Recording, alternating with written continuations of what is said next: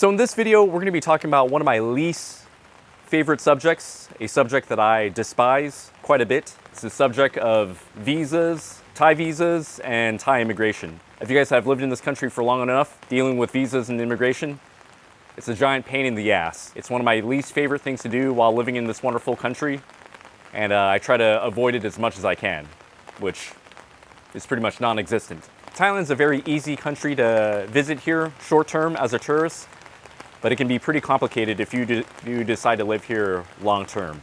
However, if you do decide to make the decision to stay here long-term, there are plenty of options. So in this video, I sit down with Mark Friedman. Mark is the managing director of Baan Thai Immigration Solutions. They've been around since 2021, and they help expats and foreigners settle here in Thailand with long-term visas. And in this video interview, Mark and I sit down, we discuss the many options of different types of visas here in Thailand, 10-year LTR visa, the long-term residence visa, the Thailand permanent residence visa, and we even go over the upcoming Destination Thailand Visa.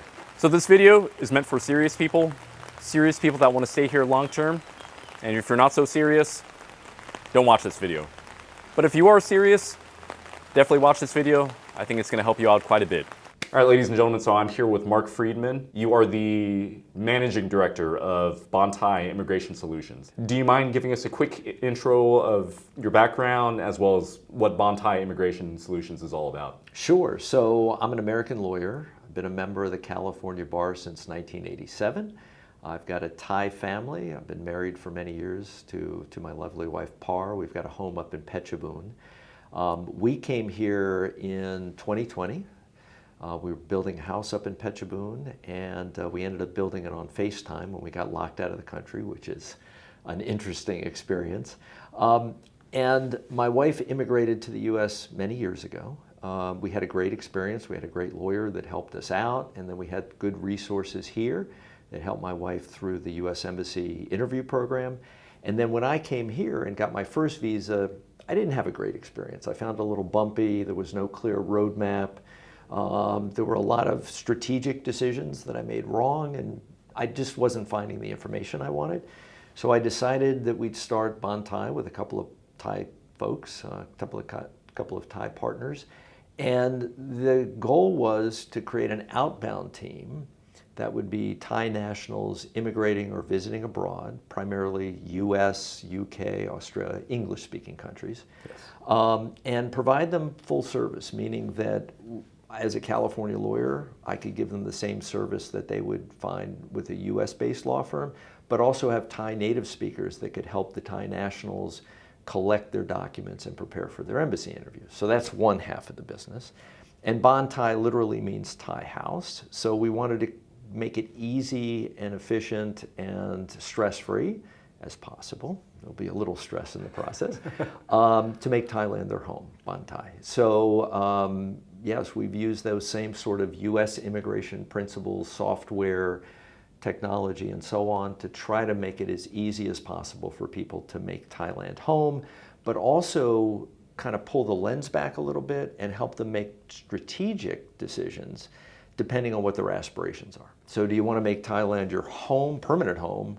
You want to make it home for a little while? Do you want to do business here? Or do you just want to retire here? And then we can give you, once we understand your qualifications, sort of your choices. And I would say our target market are both business folks who maybe want to start a business here in Thailand or come to work here and realize kind of the financial benefit here, or people that just fell in love with the country for one reason or another, as you and I both have, yes. And kind of want the best, easiest, most efficient way to have a life here and not worry about all the ministerial stuff so that they can focus on enjoying the kingdom. Every expat has dealt with immigration, has dealt with visas, and excuse my language, but it's a pain in the ass. It's so stressful. So it can be. And I tell people to acknowledge that stress, right? If you go to Jangwatana, right, main immigration office. Oh, Lord.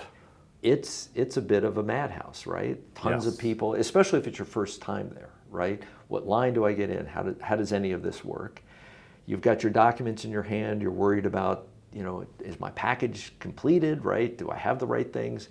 And you also have an emotional investment in a successful outcome. Like you've you want to be here for a while, and this disinterested third party you're about to meet is going to decide your fate, and how's that going to go? So there is naturally a stressful component to it, and what I tell people is breathe, recognize the stress, and then also kind of empathize with the person on the other side of the counter, because that person, the officer, is also stressed.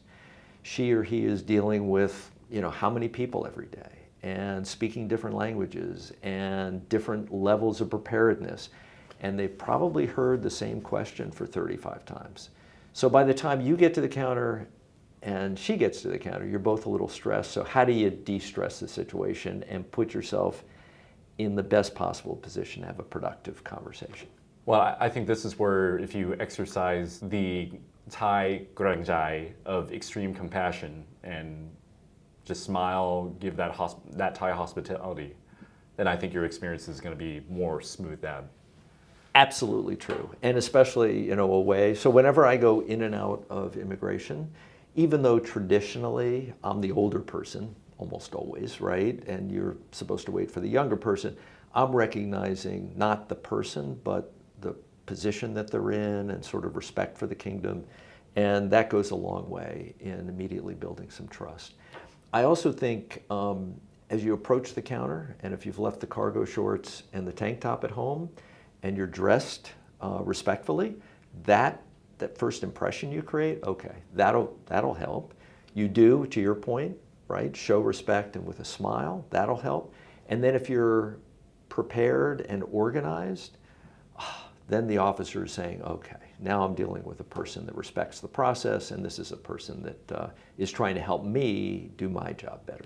One of the best advices that my friend, one of the first friends that I met here, that's been living here for 12 years, gave me, wear long pants. Yes. Doesn't matter if it's hot, blistering out in the sun or during the nighttime, wear long pants. Wear long pants, closed-toed shoes. I mean, if you look at most Thai folks, especially when they're going for an interaction with the government or they're going to a temple, they're going to dress respectfully, and it goes a long way in just sending the right message that, yes, I respect you and I respect your process, and I've come here thoughtfully. Yeah, just huge, great advice. Leave the cargo pants and the tank top at home. Right. And by the way, as soon as you get home, you can change back into them, just not at immigration, revenue, or any other government interaction. This is going to be like a two-part question. What are your common inquiries from clients and potential clients, and what do you see the most common problem clients deal with when it comes to Thai immigration? That's a great question. So, what are my options, right? Yeah. And we start with, well, who are you, right? What do you want out of your experience with Thailand? And it's really not, and people come, I would hate to be a doctor this day and age because everybody's Googling their symptoms and coming into the doctor's office telling them. Yeah. So people Google, and part of it is there's a lot of outdated and inconsistent information out there, even on the websites for the BOI or immigration and so on. So current practices may differ from what's actually out there. So we start with, who are you? Are you here for business? Are you here for work? Do you view this as a financial opportunity? Is this a place that you're going to consider home for 6 months or for 6 years? Do you want to retire here? So what are your aspirations? And then once we understand that person's aspirations, we can get into their qualifications, because a lot of it is age, income, family-based. So we'll drill it down into all of kind of the aspects of their life, and then we can start to talk about a range of options. I mean, the good news is that Thailand is pretty user-friendly, certainly for visiting, much more user-friendly than the US, as you know, with B1, B2 visas. Yes. Right? Tourism here is huge. I think it's the 8th most visited country in the world, if I've got that right. And then long-term stays are pretty straightforward, especially if you're over 50, or if you have a Thai family, or if you are working here. And then if you're under 50, if you've got, you've been successful in life and you've got pretty good resources to either invest in a visa, like the privilege visa, or invest in the kingdom. There's now a new visa, DTV, which you may want to talk about, but that's for folks that are under 50 and kind of is a game changer for Thailand. That's a question I would like to get into later in this video. Okay. When you were talking about options, I know there's a couple of scenarios of people from different backgrounds that want to stay here. Let's say if I were a 30-something-year-old running his own online digital business, digital marketing, 2024, everything is going online. In that type of scenario, what are good options for that particular person? And before DTV, and we'll see if that actually gets implemented, we'll talk about that in a little while, that was probably the most challenging of the profiles, right? Because you're not of that retirement age. Yes. You're not married to a Thai national, and you're not being employed by a Thai company. Now, you could work remotely under the Thailand Privilege Visa, and to kind of shorthand the cost of that, it's about $5,000 a year. It's 900,000 Thai baht for a 5-year visa. Now, that sounds like a lot of money, and it is. But if you compare the cost of living, for example, for an apartment in LA versus an apartment here in Bangkok, it may still pencil out for you, right? Yeah. You could try an ED visa, right? That's kind of disfavored now by immigration for good reason, because there's, some less than legitimate ED visa offers out there. You could try to find a Thai company to tuck into, right, and kind of be your sponsor and get a non-B visa. People kind of cobble together border runs, but that's not a long-term solution. That's also disfavored by immigration, right? Exactly. After a couple of those, you get the feedback that, hey, this is your last one, and you've got to figure out a long-term visa solution for yourself. Now, would this also be applied to, let's say, if I were some 40-year-old, late 30s, early 40s, working at some reputable tech or some FANG company like Google or Facebook? So that's a little different. And in September of 2022, the BOI was charged by the Prime Minister to sort of help the Thai economy recover. Because COVID, as you know, it was like a bomb went off around here, and the economy really suffered. So they rolled out what's called the long-term resident visa. It's a 10-year visa program, and it's great.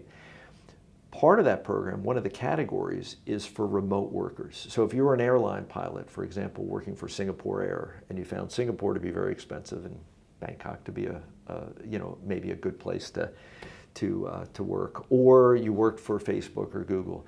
If you work for a publicly traded company of any age and you make $80,000 a year, you can qualify for this visa. And it's a great visa program. Or if your company is private and does 50 million in annual revenues. Now, the challenge with a private company is the reason they're private is they don't want to open the kimono and tell government agencies kind of how they're doing. And so we've run into that issue with people that work for substantial companies. But if it's publicly traded, it's a great visa option. You can bring up to 4 dependents. Your tax liability is capped. You're fast-tracked through the airport. You deal with sort of renewals every 5 years, and your residence reporting, instead of every 90 days, is annually. From my understanding, that's under the category of the wealthy global citizen, that you're making, I think the requirements off the top of my head, you're making $80,000 per year. I think your assets have to be $1 million. I think it's $500,000 for many different, investment options. I think private equity, Thai bonds, real estate. So that's exactly right for that category. So there's actually 4 categories of LTR visas. Highly skilled if you're working for a Thai company. There's the remote worker if you're working for a publicly traded company or a company with substantial annual revenues. Like Google or Facebook. Google or Facebook would certainly qualify. Yeah. And that's $80,000 in wage income. And not age dependent. There's the wealthy global citizen, which is also not age dependent. A total of $1 million in assets. 500,000 invested in the kingdom. Could be a condo, could be a couple of condos, it could be equities, it could be government bonds, or you can invest 250,000 here and show 40,000 in income. So there's a little bit of flexibility there. And then there's the wealthy pensioner. I get kind of hung up on that word wealthy because you come from the Bay Area. Yeah. Wealthy in the Bay Area is substantial. I like the word, yes, relatively. You have more billionaires there, right, than any other place in the world. I would say successful. If you've been successful, you're over the age of 50, and you could show 80,000 in passive income.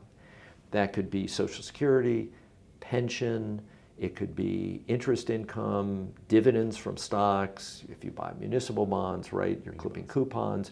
but a total of $80,000 a year without any investment in the kingdom. But again, that's age dependent. If you're over the age of 50, you're qualified for the LTR visa. I'm a little ashamed for admitting this publicly, but I play pickleball.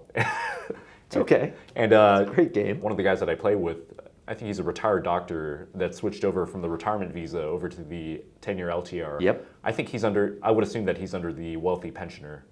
That would be my guess. He may have made an investment, but I would say that 90% of our clients are wealthy pensioner. And the huge benefit here is that his income is tax exempt in the kingdom. Yes, from my understanding. So that tax exemption, especially since the Revenue Department has announced a possible change, that they're going to tax not just income that you bring into Thailand, but it may be all of your income. And we could talk about that if you'd like, but that tax exemption is hugely beneficial to somebody like your friend. We've all have 50 plus friends retired over here. Right. And generally, I think that's a little bit easier. Their biggest gripe is probably their complaint about 90-day reporting. Do you think another alternative other than the retirement visa for ages 15 plus would be the LTR? Yes, so the LTR wealthy pensioner, successful pensioner, successful retiree, if you qualify, if you can show 80,000 in passive income, I would take a serious look at that. It does get you out of that annual extension. It does get you out of that 90-day reporting, right? It's annual reporting. The tax exemption piece is huge. If you have dependents, you can bring up to 4 dependents. You're fast-tracked through the airport. I mean, BOI tried to make this a very attractive visa program to attract people who have been successful in their life to come spend their money here in Thailand.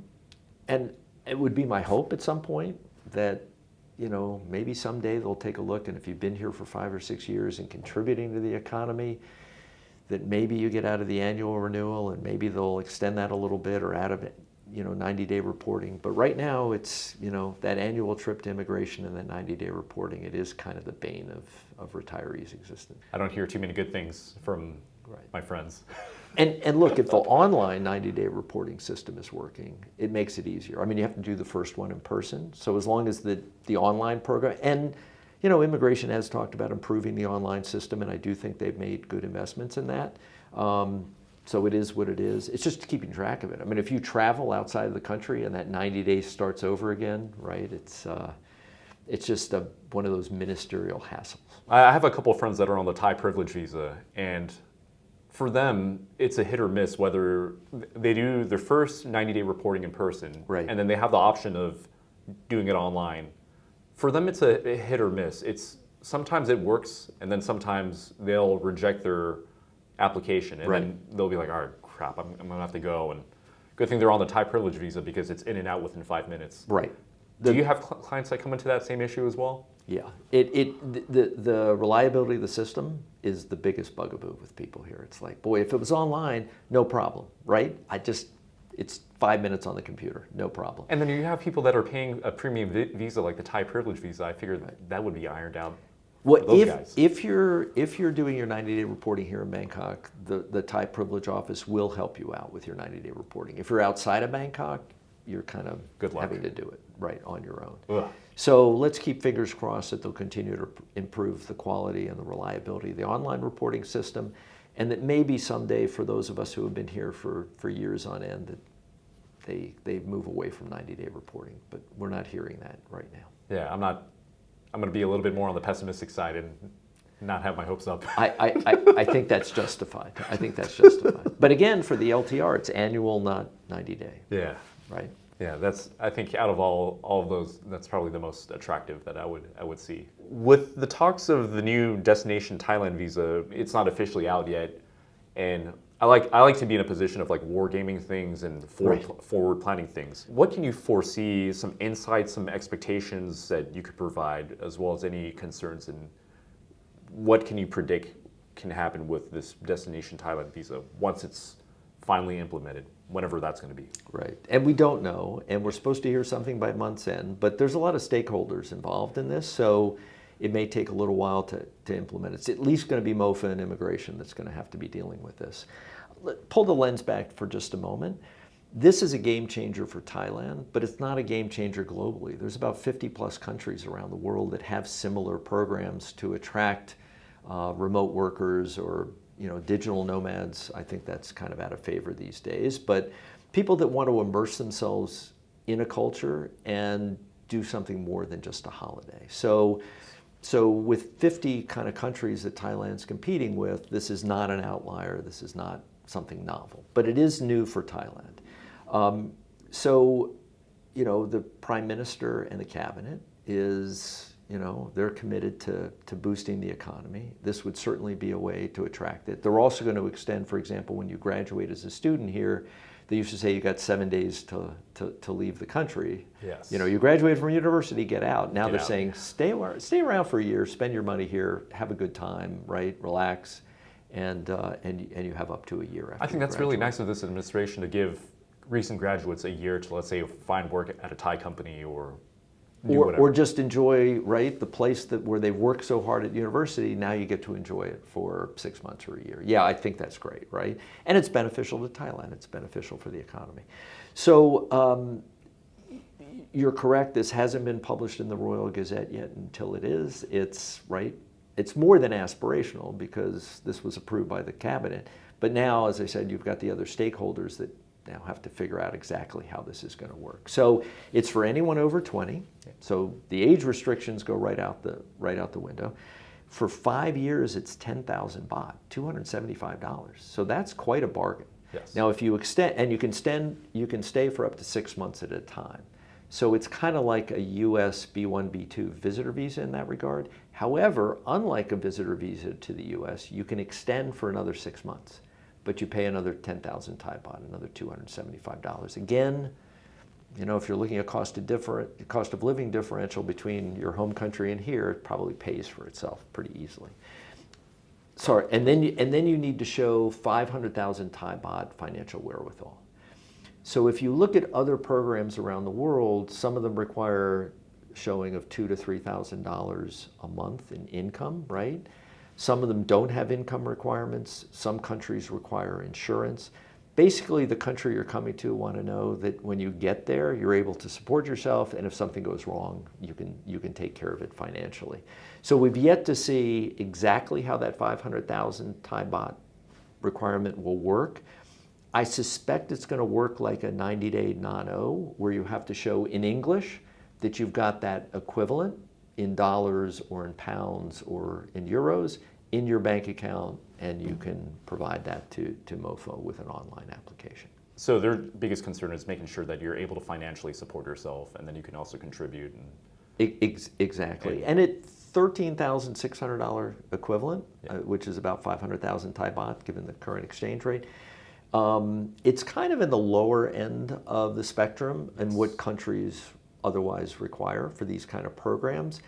That may reflect the cost of living, and they may be sort of comparing it to the non-O marriage and non-O retirement, which is 800,000 and 400,000 Thai baht respectively. This seems like a great deal, let's say compared to like a neighboring country like Malaysia with the recent revision of the MM2H program. Yes. I think it's some obscene amount that you have to have in a Malaysian bank. I can't remember. Last I checked, it was like 28,000 US dollar equivalent. I think Japan is requiring 68,000. And then there's a lot of countries that are showing annual income, $3,000 a month, so $36,000 a year. So at 500,000 Thai baht, it's very doable. It's a steal. Yeah, it's great. It's great. There's a great value there. Now, I think earlier you mentioned about you mentioned something about tax implications when it comes to the DTV.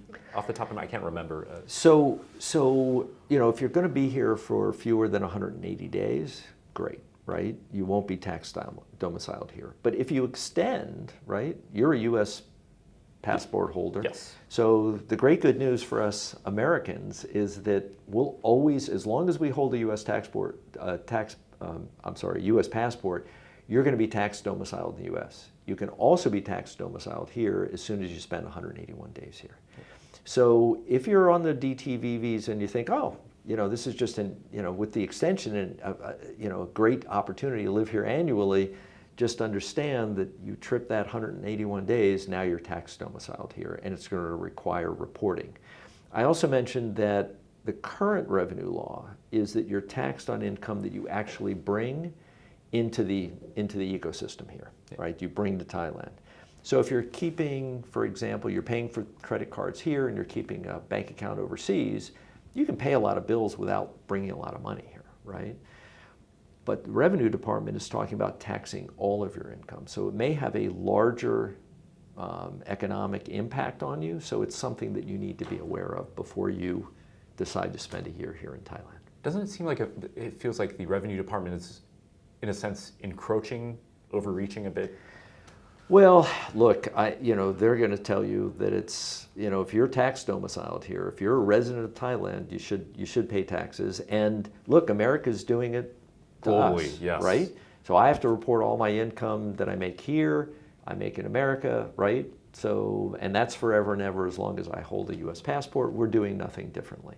Yeah. I will say that fortunately, Thailand has DTAs, double taxation agreements with America and many other countries. That was my next question, yeah. So you do get tax credits for if I'm paying tax in America on that, I'll get credited. I still have to file and report. And by the way, I'm not a tax attorney.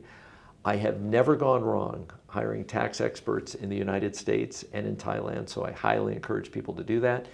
But what my guys tell me is, and what I've experienced is I get a foreign tax credit in the U.S. for taxes I pay here. Similarly, if you're paying tax on that income, you'll get a credit here. There are also exclusions. So if you're here as a retiree and your principal income is Social Security, which, by the way, 50, 100,000 baht a month from Social Security is substantial here. It goes a long way here. Yes. Your Social Security income is excluded from taxation in Thailand by dint of the taxation agreement. And then there are also exclusions here that you can get, like if you're buying health insurance or you're over the age of 65 or you have dependents. And at the end of the day, you have to kind of run the math with your accountants and see if all of this makes sense to you. Calculating in the substantial benefit of the cost of living here. Look, I'll pay my fair share. Yes. I benefit from the BTS system, from a police department that I feel very safe here in Bangkok. I drive up and down. We have our home in Phetchabun, so I'm using Tanon Yisibet, right, the 21. Yes. But I also believe in the old adage that when you sit down at a poker table, and if you don't know who the sucker is within 5 minutes, it's you. So I'll pay my taxes, but I just want to pay my fair share of taxes. And that's when getting a good tax accountant helps you do that. Absolutely. Yeah. Thank God I'm fortunate with that. Right. Now, this is going to be my final question. Sure. Let's say if, for a scenario, let's use me for example. My plan is, I plan on living here in Thailand until I die. LTR visa, or should I potentially get the Thailand permanent residence visa? So for someone like you, I think permanent residency is something you should really take a serious look at. It's really there's only two ways to truly immigrate to Thailand. It's PR and citizenship. And without a Thai family, PR is the intermediate step to getting to citizenship. And the reason is non-O visas and non-B visas are granted to you on the basis of a circumstance, right? You're here every year on your non-B visa because you're employed by a Thai company. Well, companies can have layoffs or you could have an issue, right? And then you've got 7 days to leave the country, which, right, is pretty horrifying. So you've been here for several years. Your roots in Thailand are deep. You've got a great friend network here, and you just love it here. But by dint of a change of circumstances, suddenly you're scrambling to figure out how you stay here. So the way to protect yourself from change of circumstances, whether that's family or business, is permanent residency. Now, like becoming a permanent resident of the United States or the UK or Australia, right? If you're going to be asked to be a member of the club, there's going to be a lot of diligence, there's going to be some expense, and there's going to be some work behind that. It's not just a layup, right? This is going to take some time and attention and investment on your part. But I think for somebody like you who wants to make Thailand their permanent home, it's worth that investment. So the basic requirements are 3 years of extending the same category of visa without any break at all. So if you're thinking about permanent residency, but you're also thinking about changing jobs, just make sure you do it in a way where you don't have any break on your work permit and your non-B visa. There's a way to do that, or your non-O marriage visa. And then it's an 80 to 100,000 Thai baht a month salary, or if you run your business, you're you're paying yourself that, right, for 3 years, right, and you're paying taxes on that. And then the other big qualification is that you're, I would say, intermediate conversational in Thai. So if you want to become a permanent resident here, Thailand wants to know you're making the effort to learn the language, which I think is, if this is home, it's a good thing to do. Now, there are other things involved, right? There are other things that the Thai government will score you on. Your age, you're right in the sweet spot, being in your late 30s. Your education, right? So the more educated, the more credit you'll get. The better you speak Thai, the more credit you'll get, the higher your income, and so on. But that's the basics, right? 3 years of the same category of visa, 80 to 100,000 Thai baht a month. So there's only 2 categories of visa that get you to permanent residency. That's non-O marriage, or non-B. Right now, the LTR visa doesn't have a pathway to permanent residency. I just think they rolled it out quickly and didn't think through that issue. So if I've been on the LTR visa for, let's say, 3 to 4 years, and I've been paying tax on 80 to 100,000, could I apply? The answer right now is no. It doesn't expressly allow for that. Might it in the future? Maybe, but I wouldn't count on that. So permanent residency, avoiding change in circumstance, and suddenly you're scrambling to figure out how to stay here is your goal. Permanent residency, I think, is really worth looking at. There's no pathway from the LTR to the permanent residency. Correct. That's probably the same for, let's say, I have friends that are on the 5-year Thailand privilege visa. That doesn't apply to them as well either. That's absolutely correct. I mean, the nice thing about the privilege visa, it gives you, unlimited access to the kingdom during the entire period of your visa, whether it's 5, 10, or 15 years. It allows remote working, but it doesn't allow you to generate revenue in the kingdom, and that's the key, one of the keys to becoming a permanent resident. A lot of my friends that are on it, they just tell me it's pretty much a glorified tourist visa. It is that. I mean, they have a points reward program and so on, and it's kind of concierge service. So if you're not price sensitive, right, for $5,000 a year, here you are, right? And again, if you pencil out the cost of living differential, if you're moving from the Bay Area to here, and you're spending the entire, it can be huge. So that $5,000, maybe in rent alone, right, more than pays for it. And again, there's no age limit. So if you're that 30 or 40 something, right, and can afford it, it may be the simplest and easiest way to spend a year here. Thank you so much for taking the time out of your busy schedule and sitting us down and educating myself and everyone about this whole, personally, I think is a whole complicated matter of navigating through visas and immigration. Definitely more geared towards some serious folks that want to make Thailand their home. Well, thank you. And first of all, I love your channel. So thank you very much. Thank you for that. I think that, just take the mystery out of it. And it does get better, right? You know that. Once you've been through the process a couple of times, right, it just becomes easier to live here. And just know that Thailand has long encouraged folks to come in, to enjoy the kingdom, to invest in the kingdom. We were talking about the fact that the U.S. and Thailand are enjoying 190 years of formal friendly relations. And it's just a great place to settle in. But be strategic, right? That's kind of my watchword for you. And people always say, oh, just go on the website, or it's so easy. Talk to somebody with knowledge that have been through it before, or call the agency, or talk to a trusted advisor. But be strategic, and that'll take a lot of the stress and worry out of your long-term stay here. If you guys are interested in making Thailand your home, if you guys want to be serious, this is advertised. I'm saying this to advertise this towards serious folks. Check out Mark Friedman and with Baan Thai Immigration Solutions. I'm going to leave their link in the description down below. Check out their website, book a consultation, and get educated on that. And to that point, we love to host a free consultation for folks. We believe in long-term relationships, and so come talk to one of our Thai legal counselors that help people do this all the time.